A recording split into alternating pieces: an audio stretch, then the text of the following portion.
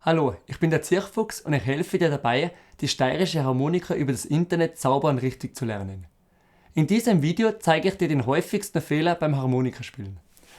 Der häufigste Fehler ist, dass die meisten den Bass zu breit spielen und die Melodie zu kurz.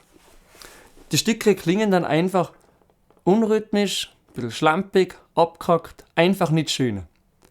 Ich zeige dir das kurz. Falsch wäre so. Richtig.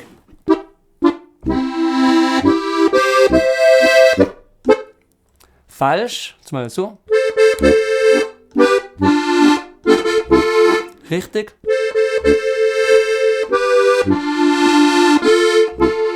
Falsch. Richtig.